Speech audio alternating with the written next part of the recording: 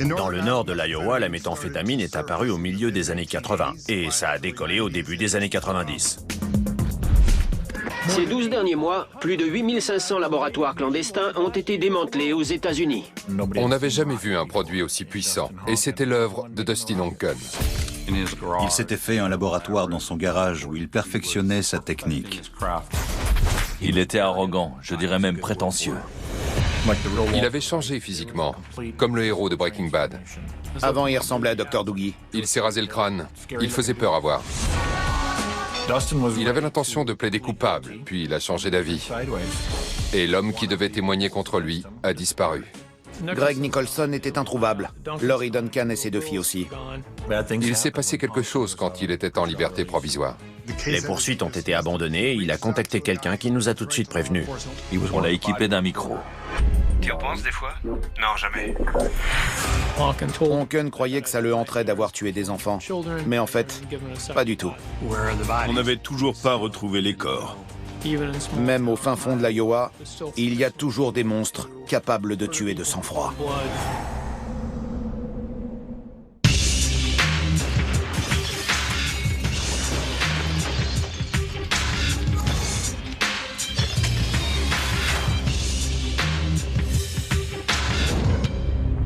Aujourd'hui, dans Les Diables de l'Amérique, Dustin Onken, le roi de la méthamphétamine.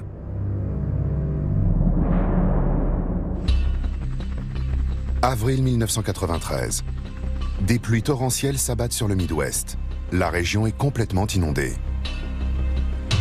Par endroits, le Mississippi sort de son lit pendant 200 jours d'affilée.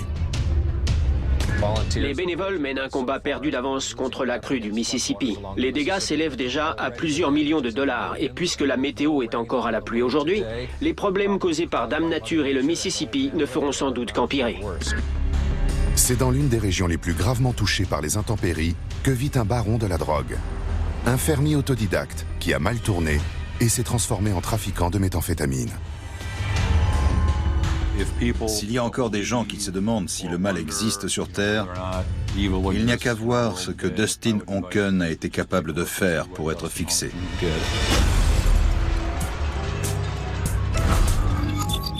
Dustin Onken était calculateur et intelligent. Il avait un très bon QI. D'ailleurs, il en était très fier.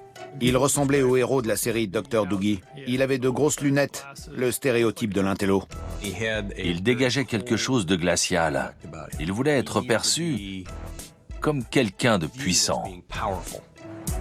Le gouvernement fédéral le décrira comme un tueur de sang-froid et un chimiste de génie, passé maître dans la fabrication de méthamphétamine. L'enquête a révélé qu'il avait produit de la méthamphétamine très pure et en très grande quantité. On savait qu'il s'y connaissait en chimie. Par contre, on ne se doutait pas qu'il y avait une telle noirceur dans son cœur. Au premier abord, personne n'aurait pu soupçonner ce dont ce type était capable. Au début des années 90, Dustin Onken se met à synthétiser de la méthamphétamine, une nouvelle drogue qui fait fureur aux États-Unis. La méthamphétamine est un stimulant du système nerveux central qui crée une forte dépendance. C'est très puissant. La dépendance à la méthamphétamine a déjà atteint des proportions alarmantes dans le Midwest. Cette drogue touche aujourd'hui la banlieue résidentielle et de plus en plus de lycéens. Il y avait une forte demande. Quand on prend de la méthamphétamine, ça se voit très vite. On perd du poids, on a le teint jaune et les dents qui s'abîment. Cette drogue vous détruit de l'intérieur. Dans le nord de l'Iowa, la méthamphétamine est apparue au milieu des années 80. Les gens sont passés de la cocaïne à la méthamphétamine. Avec un certain savoir-faire, cette drogue peut être synthétisée à partir de produits chimiques de base disponibles dans le commerce. Elle est moins chère que la cocaïne et peut être fabriquée partout aux États-Unis au lieu d'être importée. C'était à la mode. Les gens fabriquaient ça chez eux. Et ça a décollé au début des années 90. Ces 12 derniers mois, pour combattre ce fléau, plus de 8500 laboratoires clandestins ont été démantelés aux États-Unis. Les saisies triplent entre 1990 et 1994. Et d'après la police fédérale, la méthamphétamine la plus pure est celle produite par un certain Dustin Onken, un jeune fermier de 25 ans au visage poupin. Il s'était fait un laboratoire dans son garage où il perfectionnait sa technique. Dans son labo, Dustin Onken était capable de produire de la méthamphétamine au kilo. Il la vendait en très grande quantité à des dealers qui la revendaient ensuite aux clients. Afin de limiter les risques, Dustin Onken ne travaille qu'avec quelques personnes de confiance. J'avoue que c'était malin de ne révéler son identité qu'à une poignée d'individus. Moins il y a de gens qui vous connaissent et savent ce que vous faites, moins il y a de risques qu'on vous dénonce. C'était assez bien organisé. Le trafiquant traite exclusivement avec les dealers de son Iowa natal, mais a la bonne idée de s'installer dans un autre État. Quand Dustin Onken s'est lancé dans le trafic de drogue, il a pensé à tout dans le moindre détail. Au début des années 90, il a quitté l'Iowa pour s'installer en race campagne dans l'Arizona. À l'époque, la police n'enquêtait pas trop sur les laboratoires clandestins. On n'était pas encore très au point. Il était arrogant, je dirais même prétentieux. Pendant l'inondation du Midwest de 1993, le plan mûrement réfléchi de Dustin Onken commence à mal tourner. Il revient dans l'Iowa pour tenter de garder une longueur d'avance sur la police. La meth était de plus en plus répandue et pourtant la police ne se doutait de rien. À l'époque, on concentrait tous nos efforts sur un seul groupe, sans savoir combien de personnes étaient concernées. En février 1993, plusieurs trafiquants ont été arrêtés, d'abord dans le Minnesota, puis dans l'Iowa. Face contre terre! Les mains dans le dos!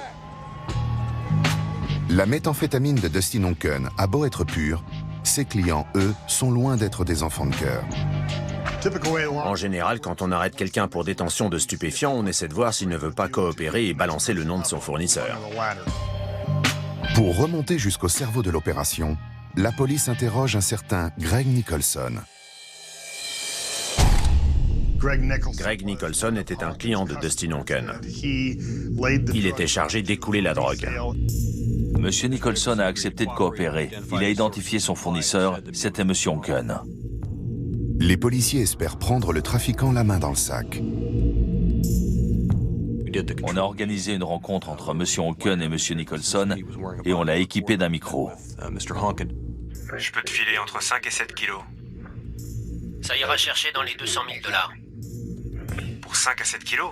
Non, beaucoup plus. Cette opération nous a permis d'arrêter Monsieur Onken sur le champ. En avril 1993, Greg Nicholson témoigne devant un grand jury. Dustin Onken est accusé de fabrication et trafic de méthamphétamine. Mais les autorités sont loin de se douter de ce qui les attend. J'ai évoqué l'idée d'une négociation de peine, mais le marché qu'on nous a proposé n'était pas intéressant. Alors mon client a choisi de plaider coupable.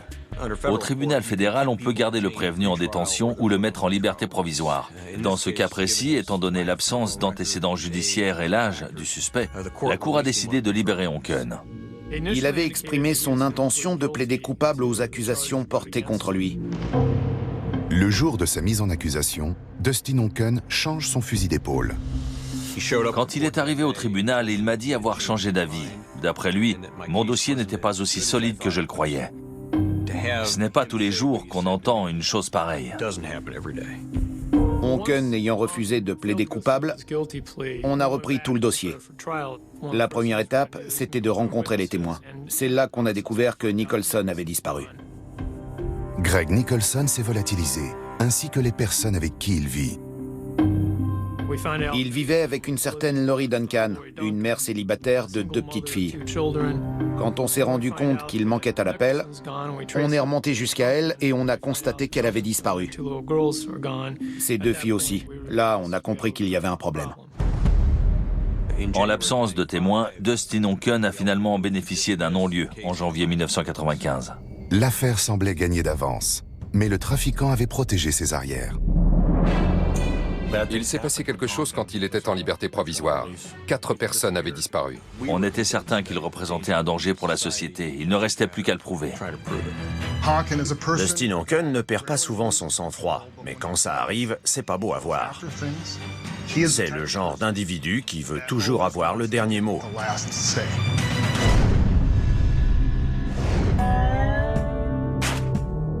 Le 20 janvier 2008, Walter White débarque à la télévision américaine. Dans la série Breaking Bad, ce professeur de chimie joué par l'acteur Bryan Cranston fabrique de la méthamphétamine dans le désert du Nouveau-Mexique pour mettre sa famille à l'abri du besoin. Difficile de ne pas faire le parallèle entre Dustin Hocken et la série Breaking Bad. On reprochait justement à mon client de fabriquer la méthamphétamine la plus pure que les autorités aient jamais vue et d'avoir installé son labo dans le désert. Le petit jeune de l'Iowa, diplômé en chimie, s'était installé dans le sud-ouest américain 15 ans avant l'arrivée de Walter White sur nos écrans. Ils étaient tous les deux brillants, doués en chimie et capables de fabriquer de la meth. La ressemblance s'arrête là parce que Walter White était censé être altruiste. Il voulait subvenir aux besoins de sa famille. Dustin Hocken ne pensait qu'à lui. Une habitude que l'accusé semble avoir prise dès son plus jeune âge. Il a grandi à Britt, dans l'Iowa, un petit village typiquement américain. Ses parents ont divorcé quand il était enfant, mais sa mère s'est remariée avec quelqu'un de très bien, un bon père de famille. Pour ce qui est de son père biologique, c'est une toute autre histoire. Son père était alcoolique. Un beau jour, il a demandé à son fils de l'aider à braquer une banque. La banque où travaillait la mère de Dustin Hocken, et c'est lui qui va tout planifier. À l'époque, il était encore au lycée. Il a convaincu 2 camarades de classe de lui prêter main forte. Il ne lui reste plus qu'à recruter un 3e lycéen pour braquer la banque au petit matin, pendant le nettoyage des locaux. Hocken avait récupéré un pass. Il a dit à ses 2 amis qu'il avait l'intention de tuer le 3e comparse et de se débarrasser du corps. Quand ils ont compris qu'il était sérieux, ils ont refusé de participer. Finalement, c'est son père qui a braqué la banque, en suivant le plan de son fils à la lettre. Personne n'est tué, mais le père de Dustin Hocken sera arrêté et emprisonné. Voilà quelqu'un qui, très jeune, était déjà cupide et pensait déjà à commettre un meurtre. Dustin Hocken termine le lycée en 1986, l'année où son père se retrouve derrière les barreaux. Il est entré à l'IUT de Mason City, dans le nord de l'Iowa. Ses études lui ont permis d'approfondir ses connaissances en chimie. Il est devenu très calé sur le sujet. C'est là qu'il a commencé à se renseigner sur la méthamphétamine. Il a trouvé plusieurs moyens de la fabriquer. Cette drogue de synthèse fait son apparition en Californie dans les années 60. C'était surtout les gangs de motards qui prenaient de la méthamphétamine. Les Hells Angels, les Outlaws, les Bandidos, la pratique s'est répandue dans les branches régionales de certains gangs, notamment dans l'Iowa, les Sons of Silence et El Forastero. À la fin des années 80, les cuisiniers commencent à s'échanger leurs recettes de fabrication. Avant l'Internet, les recettes étaient moins faciles à trouver. Il fallait faire des recherches. Il y a des centaines de façons de synthétiser la meth. Il avait fait des recherches à l'Université d'État de l'Iowa et avait trouvé plusieurs recettes qui décrivaient le processus étape par étape. Il avait photocopié des vieux livres des années 50. C'est comme ça qu'il a appris à fabriquer la meth. Dustin Hocken finit par créer sa propre recette. Il avait mis au point une procédure très complexe en 5 étapes. Il fallait faire chauffer le mélange, le refroidir, utiliser des produits chimiques qui sortent de l'ordinaire. Mais la substance de base, c'était le toluène, un solvant disponible dans tous les magasins de peinture. C'est la méthode de fabrication qui détermine le niveau de pureté du produit. Or, Dustin Hocken avait réussi à obtenir une méthamphétamine aussi pure que celle synthétisée par les agents de la DEA, lorsqu'il tentait de comprendre comment cette drogue était fabriquée clandestinement. C'est vous dire s'il était doué. Les autorités n'avaient jamais vu un produit aussi puissant. C'est pour ça qu'on a surnommé ça Rocket. Fusée. Il n'y avait rien de comparable sur le marché. Et d'après eux, c'était l'œuvre de Dustin Hocken. Après avoir peaufiné sa méthode, le jeune trafiquant quitte l'Iowa et s'installe dans le désert pour produire de la méthamphétamine en masse. Son frère vivait dans l'Arizona. Quand Dustin Onken était étudiant, son frère lui faisait parvenir du cannabis et de petites quantités de cocaïne pour qu'il les vende sur le campus. Je crois que ça lui a permis d'apprendre les ficelles du métier. Il vivait un peu à l'écart dans le désert. Il louait une maison au milieu de nulle part. Onken et son frère ont soi-disant monté une boîte de circuits imprimés. C'était une société écran. Soi-disant, ils récupéraient alors des circuits imprimés. C'était une couverture qui leur permettait d'acheter ce dont ils avaient besoin pour synthétiser de la meth. Ils commandaient des produits chimiques et de la verrerie par le biais de leur société pour ne pas éveiller les soupçons de la police. Dustin Onken convainc son meilleur ami de l'aider à transporter la méthamphétamine dans l'Iowa pour la vendre. Il avait rencontré Tim Cutcomb au lycée. Dustin Onken et son ami, Tim Cutcomb, acheminaient le produit fini de deux façons. Soit ils faisaient le trajet en voiture, soit ils prenaient le bus et cachaient la drogue dans leur valise.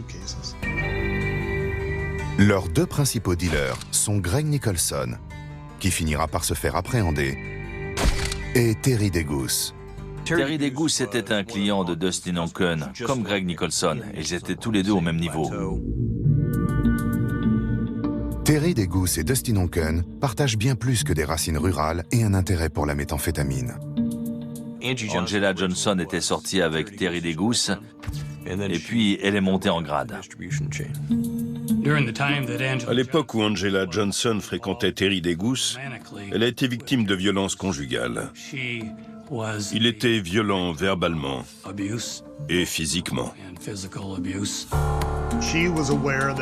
Elle savait que son compagnon se fournissait auprès de Dustin Onken. Début 1993, non seulement Terry DeGoose la battait, mais il n'était pas un très bon dealer de méthamphétamine. Elle a contacté Dustin Onken pour lui proposer de devenir sa revendeuse dans la région. Ils ont fini par entamer une relation amoureuse. En gros, elle a couché pour arriver tout en haut de l'échelle et travailler aux côtés de Onken. Leur partenariat mènera toutes les parties concernées à leur perte. Mars 1993. Une série de descentes de police conduit à l'arrestation de Greg Nicholson.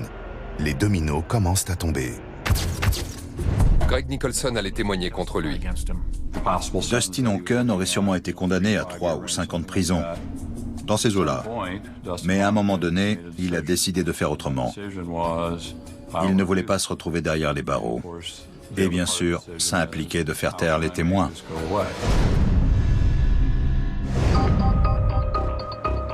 En mars 1995, presque 2 ans jour pour jour après son inculpation pour trafic de stupéfiants, Dustin Onken est libéré. Dans cette affaire, les autorités n'avaient pas vraiment le choix. Le procureur a jugé qu'il était impossible d'aller au procès sans le témoin clé. Et il a abandonné les charges contre mon client. L'accusé a le droit d'être confronté au témoin. Sans ça, le procès n'est fondé que sur des oui-dire. Non pas un, mais 2 témoins potentiels ayant tous deux participé au trafic de méthamphétamine de Dustin Onken se sont volatilisés. Greg Nicholson est le premier à être porté disparu. Je me suis tout de suite dit qu'il lui était arrivé malheur, parce que c'était un témoin clé. Greg Nicholson vivait avec une mère célibataire du nom de Laurie Duncan. Le dealer, sa compagne et ses 2 fillettes, Candice et Amber, sont portés disparus en juillet 1993. Ils avaient laissé une drôle de lettre à la voisine, dans laquelle ils expliquaient qu'ils devaient s'absenter un moment. Mais ça ne ressemblait pas à Laurie Duncan. Ses parents vivaient quelques maisons plus loin. Elle ne leur avait pas dit qu'elle comptait partir. La rumeur courait que Greg Nicholson avait disparu. Et ça a changé toute la dynamique du procès. Ça nous a forcés à tenter une autre approche, à savoir de faire témoigner M. DeGoose. Terry DeGoose avait également dealé pour le compte de Dustin Onken. 4 mois après la disparition de Greg Nicholson, lui aussi est introuvable. Terry Degoose avait toujours des sentiments pour Angela Johnson. Par ailleurs, il était resté très proche de son ex-femme, avec qui il avait eu un enfant. Un soir, Angela Johnson l'a appelé alors qu'il s'occupait de sa fille. Elle voulait le voir.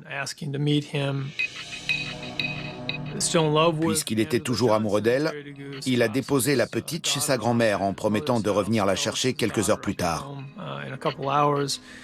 Il a rejoint Angela Johnson au country club. On ne l'a plus jamais revue. La police ouvre une enquête sur la disparition des deux hommes. On a tout essayé. Numéro de sécurité sociale, permis de conduire. On voulait voir si leurs papiers avaient été renouvelés ou utilisés dans un autre État. Au début, on s'est dit que Dustin Onken avait peut-être forcé ses complices à déménager. Aucun paiement par carte bancaire ou par chèque. Aucun contact avec la famille. Rien. On en a vite déduit qu'il s'agissait probablement soit d'une prise d'otage, soit d'un double meurtre. Dans la tête des enquêteurs, ça ne faisait aucun doute. Dustin Onken était directement lié à la disparition de ces 5 personnes. Qui avait profité de leur disparition? Dustin Onken, personne d'autre. Le principal suspect vit au grand jour, sous le nez de la police. Il avait transféré son activité dans l'Iowa. Il s'était installé à Mason City. Dustin Onken et Tim Cutcomb travaillaient dans une usine de Mason City. Ils fabriquaient des crèmes dessert, des glaces, ce genre de choses. En parallèle, ils reprennent la production de leur produit phare, une méthamphétamine très pure surnommée Rocket. Quand on a un gros trafiquant comme M. Onken dans le collimateur, on ne lâche pas. Il est passé entre les mailles du filet pendant 1 an et demi, 2 ans, et finalement, il s'est fait prendre. Alors que la police continue de chercher les 5 personnes disparues, Dustin Onken se fait de nouveau arrêter pour trafic de stupéfiants. En proposant à un collègue de l'aider à développer son activité, il commet une grave erreur de jugement. L'homme en question a fini par devenir mon informateur. Alors forcément, ça a relancé l'enquête. Février 1996. Grâce aux renseignements de leur indique, les agents perquisitionnent le domicile de Dustin Onken et y découvrent un laboratoire clandestin. Ils trouveront également des produits chimiques nécessaires à la fabrication de méthamphétamine dans le garde-meuble d'Angela Johnson. Dustin Onken et son acolyte Tim Cutcomb sont appréhendés. Il a été inculpé et de nouveau placé en liberté provisoire. On a eu beau tenter de prouver son implication dans le meurtre des témoins, le juge a quand même décidé de le relâcher. Tim Cutcomb n'était pas quelqu'un de violent. Après cette nouvelle arrestation, Dustin Onken lui a reparlé de son intention d'éliminer les policiers et les témoins gênants. Alors, Cutcomb a décidé de coopérer. Les enquêteurs équipent d'un micro l'ami de lycée de Dustin Onken, un homme qui fabrique de la méthamphétamine à ses côtés depuis le début. Ils étaient en train de discuter dans le garage et Onken lui a expliqué en détail qui il comptait éliminer pour que les poursuites soient abandonnées. S'il m'arrive quoi que ce soit, la meilleure chose à faire, c'est d'acheter un gyrophare à 2 balles. Comme il y a sur les voitures banalisées. Tu piques une bagnole et un soir où le mec est sorti, tu l'interpelles et paf. Il a fait des allusions voilées aux meurtres précédents, notamment celui des fillettes. Tu y repenses des fois? Non. Jamais, jamais. Ça me fait ni chaud ni froid. Je croyais que je ferais des cauchemars, que ça me hanterait, mais pas du tout. Des enfants avaient retrouvé dans une rivière une bague appartenant à Laurie Duncan, ainsi que des papiers rangés dans un sac à main. On était sûr qu'elle avait été tuée par Dustin Onken, mais encore fallait-il le prouver. Les autres complices de Dustin Onken ayant tous disparu, les autorités comptent sur Tim Cutcomb pour étoffer le dossier. Il avait bien conscience de mettre sa vie en danger. Dustin Onken avait demandé à Tim Cutcomb de l'aider à faire disparaître une arme à feu. Alors ils sont allés à la ferme du père de Tim et ils ont pris un chalumeau pour la découper en petits morceaux. Puis ils sont montés en voiture et ont sillonné les routes de campagne pour s'en débarrasser, en les jetant un à la fois par la fenêtre. Quand on a appris ça, on a passé les champs au détecteur de métaux et on a effectivement retrouvé une plaque en acier galvanisé présentant des gouttes de métal fondu. On en a déduit qu'il s'agissait sans doute de la plaque sur laquelle ils avaient découpé l'arme. On n'a rien trouvé d'autre, si ce n'est environ 10 000 canettes de bière. Quand Tim Cutcomb a raconté ça à la police, les enquêteurs ont consulté les archives du comté de Cerro Gordo pour voir si Dustin Onken ou Angela Johnson avaient fait une demande d'acquisition d'armes à feu. Les recherches portent leurs fruits. Angela Johnson a bien fait une demande le 3 juillet 1993. Elle a acheté un pistolet de calibre 9 mm chez un prêteur sur gage de Waterloo, 19 jours avant que Greg Nicholson ne soit porté disparu. Les enquêteurs ont demandé à Tim Cutcomb ce qui l'inquiétait le plus à ce moment-là. Et curieusement, il a répondu Angela Johnson. Quand ils lui ont demandé pourquoi, il a dit que c'était elle qui incitait Dustin Onken à agir, à éliminer les témoins gênants, à mettre son plan à exécution. Il était doué pour penser à tout et planifier son opération dans le moindre détail. Mais par contre, il n'allait pas jusqu'au bout des choses. C'était elle qui le poussait. En 1996, Angela Johnson tombe enceinte de Dustin Onken. Pour la deuxième fois en 3 ans, le futur père est mis en examen pour trafic de stupéfiants. Et cette fois, il n'échappera pas à la justice. Évidemment, il n'a pas été en mesure d'éliminer les témoins ou de détruire les preuves. Il y avait un labo clandestin chez lui, Tim Cutcomb coopérait avec la police. On avait assez d'éléments pour gagner le procès. Et je crois qu'il l'a vite compris. Onken a plaidé coupable. Il a été condamné à une peine de 27 ans de prison. Mais on savait que l'enquête ne faisait que commencer.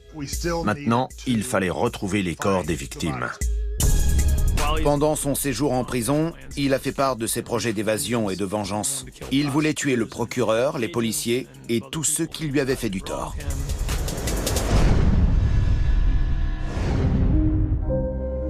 En juin 1997, Dustin Onken plaide coupable des charges retenues contre lui. Il se voit infliger une peine de 27 ans de prison pour fabrication et trafic de méthamphétamine. Mais il est également soupçonné de meurtre. Ce n'est pas rare qu'un prisonnier se vante de ses exploits pour gagner le respect de ses codétenus. Je crois que c'était l'objectif de M. Onken. Il disait à qui voulait l'entendre « J'ai éliminé les balances ». Le trafiquant est d'abord incarcéré dans le comté de Woodbury, dans l'Iowa, et commence à trop en dire dès son arrivée. Il est allé raconter à un autre détenu qu'il avait l'intention de s'évader. D'ailleurs, il a commencé à creuser un trou dans sa cellule pour essayer de rejoindre le mur extérieur. Sa principale complice est toujours en liberté. Angela Johnson accouche d'une petite fille en 1998. Les enquêteurs sont persuadés qu'elle a joué un rôle décisif dans la disparition des témoins. Il avait été condamné à plus de 20 ans de prison. Mais puisqu'on le soupçonnait d'avoir tué plusieurs personnes, l'enquête s'est poursuivie. Il nous restait un dernier obstacle à franchir. On n'avait toujours pas retrouvé les corps. Où étaient-ils cachés? Au fil des années, les enquêteurs questionnent plusieurs fois l'entourage de Dustin Onken et Angela Johnson. Si je me souviens bien, une amie d'Angela Johnson a été interrogée à 4 reprises. Elle a été entendue au moins une fois par un grand jury. Et à chaque fois, elle a soutenu qu'elle n'était au courant de rien. La police convoque une fois de plus la meilleure amie d'Angela Johnson au début de l'été 2000, 7 ans après les faits présumés. Au fond de moi, j'étais sûr qu'elle n'en pouvait plus de porter ce fardeau émotionnel et psychologique.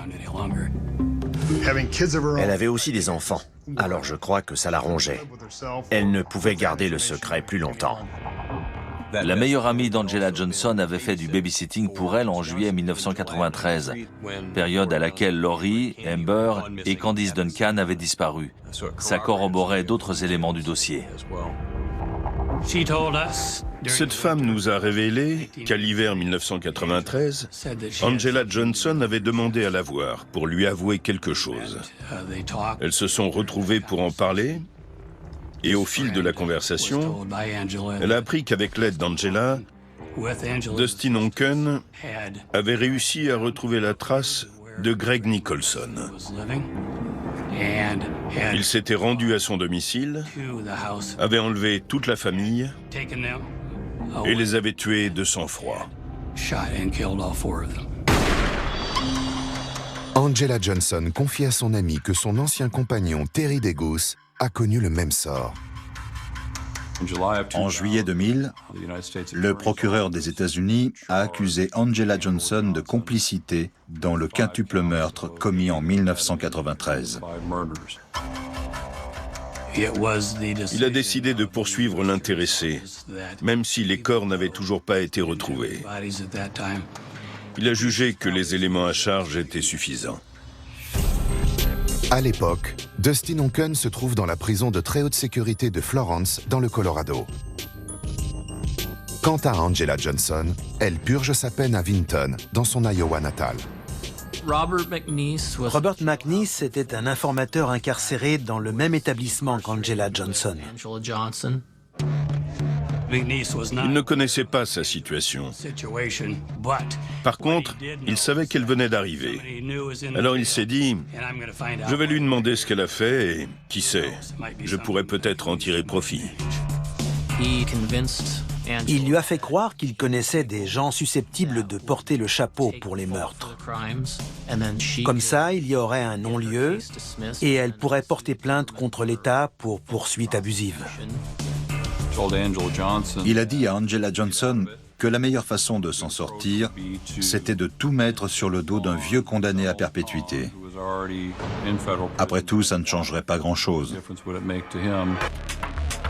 Robert McNeese lui a dit, si quelqu'un d'autre avoue avoir commis les meurtres, ils seront obligés de te relâcher. Plusieurs détenus l'avaient déjà prévenu que Robert McNeese était un indique. Il lui avait conseillé de garder ses distances et d'éviter de lui parler. Elle avait peur, et pour cause.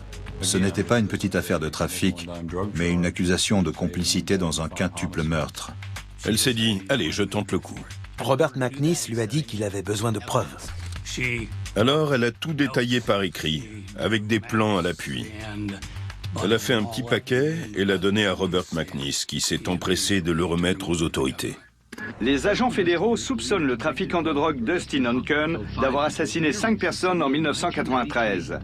7 ans plus tard, les corps viennent d'être retrouvés.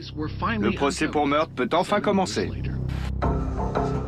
Les plans dessinés par Angela Johnson mènent les enquêteurs jusqu'à une fosse commune où est enterré l'ancien dealer de Dustin Onken, Greg Nicholson, ainsi que sa compagne et ses 2 fillettes. Ces plans ont joué un rôle décisif dans l'enquête. Ça a permis aux agents de délimiter la zone à passer au radar de sol. Ils ont détecté des anomalies qui leur ont mis la puce à l'oreille. Je ne pense pas qu'on aurait retrouvé les corps des victimes sans cette information. Quand on les a découverts, il ne restait plus que des ossements et des restes de vêtements en fibres synthétiques. C'est tout. Une fois les corps retrouvés, Angela Johnson ne tarde pas à passer aux aveux. Elle nous a dit avoir attendu dans la voiture. Pendant ce temps-là, Dustin Onken a fait sortir Greg Nicholson et l'a abattu.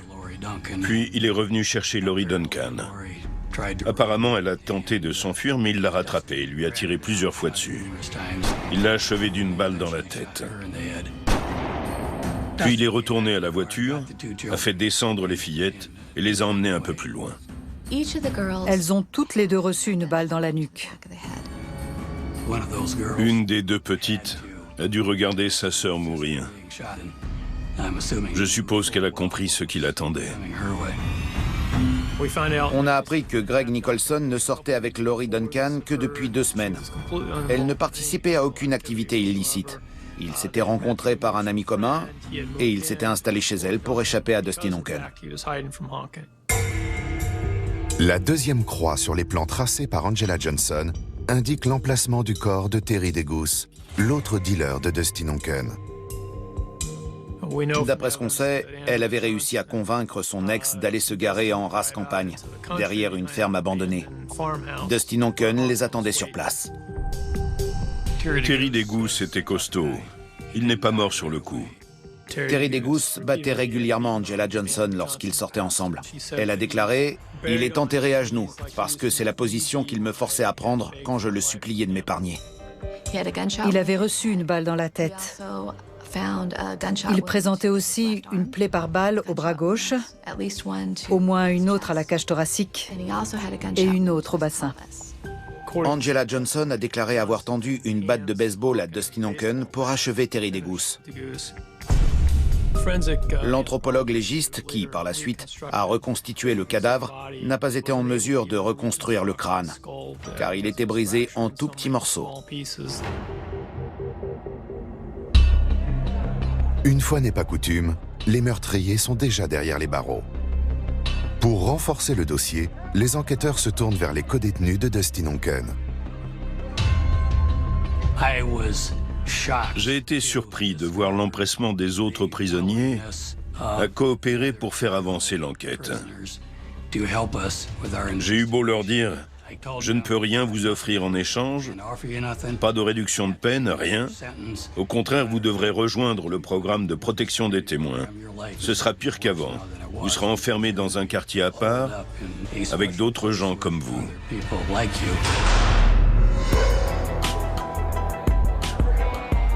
Dix détenus ayant entendu Dustin Onken se vanter de ses exploits acceptent de témoigner contre lui. Il y a certains crimes que les prisonniers ne tolèrent pas. C'est bien connu. Notamment les violences faites aux enfants. Le meurtrier va devoir payer pour ses crimes. Il n'y avait pas eu d'affaire de peine de mort dans l'Iowa depuis des dizaines d'années.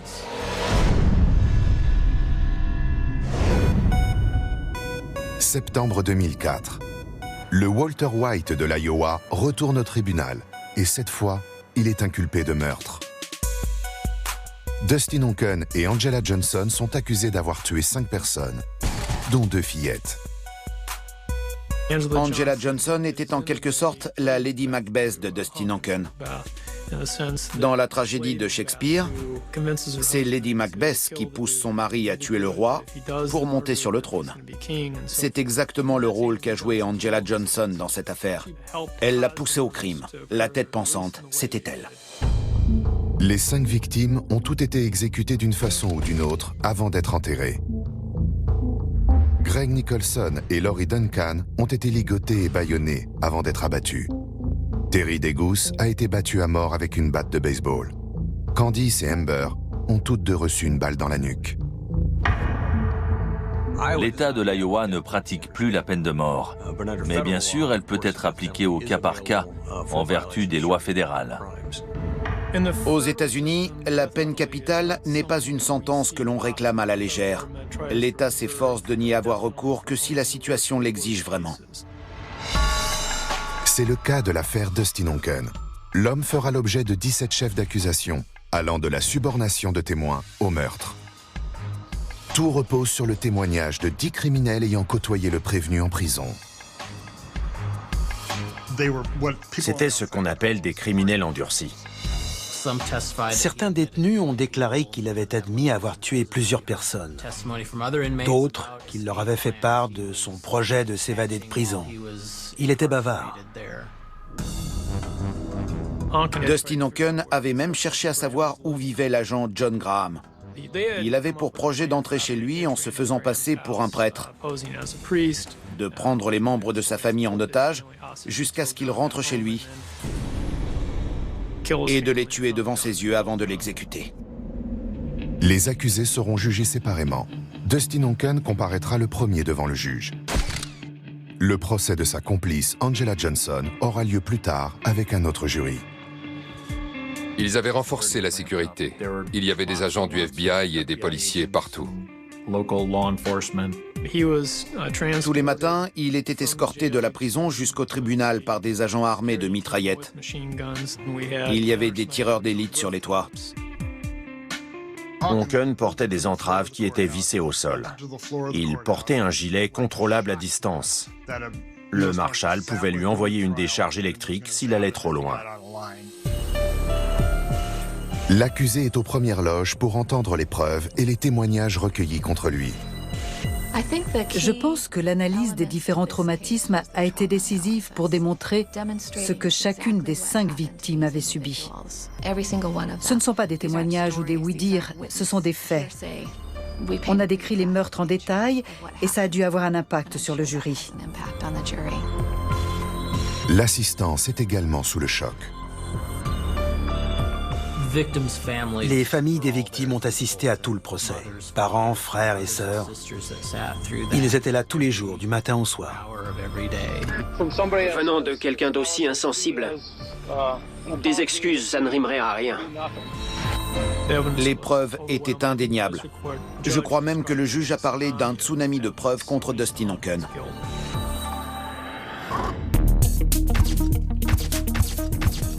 Tout semble prouver la culpabilité du trafiquant, y compris la découverte d'un livre de poche à son domicile. Lors de la perquisition de 1996, les policiers avaient trouvé un livre appelé « Le James Bond du pauvre », qui expliquait notamment comment bâillonner et ligoter un prisonnier, photo à l'appui. Et c'était exactement la méthode qu'avait employée Onken pour Greg Nicholson et Laurie Duncan. Le témoignage le plus accablant viendra d'un homme n'ayant absolument rien à gagner. C'était un codétenu de Dustin Onken, du temps où il était incarcéré à la prison de Florence, dans le Colorado. Ce type n'avait vraiment pas l'air commode. Ce qui m'a le plus marqué dans son témoignage, ce n'est pas ce que Dustin Onken lui avait dit à l'époque. C'est le fait qu'il avait l'impression de sentir la présence des 2 fillettes dans la salle d'audience. Il voulait faire tout ce qui était en son pouvoir pour traduire leur bourreau en justice. Le procès durera 4 semaines. Le jury rendra son verdict après seulement 3 jours de délibération. Dustin Onken sera reconnu coupable des 17 chefs d'accusation. Il est resté très calme à l'annonce du verdict. Mais quand est venu le moment pour le juge Mark Bennett de prononcer la sentence, il a commencé à s'agiter. Je me souviens qu'il a lancé au juge « Épargnez-moi vos discours, qu'on en finisse ». Il avait une attitude de défi. Il a tout nié en bloc jusqu'au bout. Dustin Onken est condamné à mort.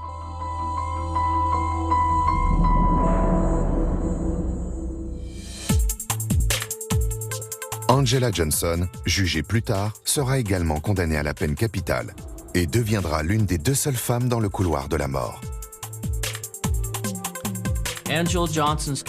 Sa condamnation n'a jamais été remise en cause pendant la procédure d'appel. Mais à la suite d'un témoignage sur ses problèmes psychologiques, le juge a commué sa peine de mort en peine de prison à vie.